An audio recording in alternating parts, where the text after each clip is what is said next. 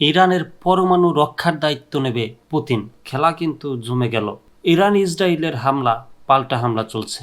7 দিনের সংঘাতে দুপক্ষই ব্যাপক ক্ষয়ক্ষতির শিকার হয়েছে।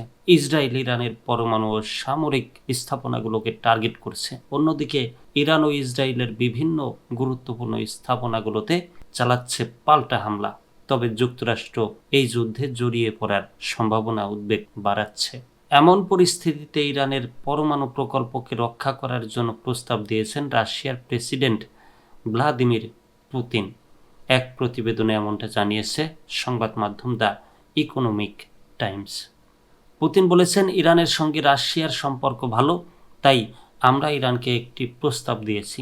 যদি ইরান চায় তাহলে রাশিয়া ইরানের পরমাণু প্রকল্পের কাজ নিজের তত্ত্বাবধানে চালাতে পারে।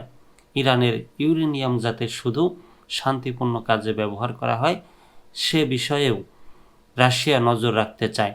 তবে সব কিছুই হবে যদি ইরান রাজি হয়।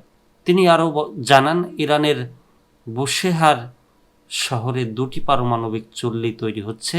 এ কাজের দায়িত্বে আছেন রাশিয়ার বিজ্ঞানীরা। এ নিয়ে ইসরায়েলের প্রধানমন্ত্রী নেতানিয়াহুর সঙ্গে ফোনে কথা বলেছেন পুতিন। নেতানিয়াহু জানিয়েছেন, বুশেহারের ওই এলাকা তারা আক্রমণ করবে না। রাশিয়া কি ইরানকে অস্ত্র দেবে, এমন প্রশ্নের জবাবে পুতিন বলেন, জানুয়ারিতে রাশিয়া ও ইরান একটি চুক্তি করেছে, তবে সেই চুক্তিতে অস্ত্র দেওয়ার কথা নেই। তাছাড়া ইরান এখনও আনুষ্ঠানিকভাবে রাশিয়ার কাছে অস্ত্র চায়নি। রাশিয়ার প্রেসিডেন্ট বলেন, ইরানের নিরাপত্তা আর ইসরায়েলের উদ্বেগ দুটি বিষয় গুরুত্ব দিয়ে দেখতে হবে।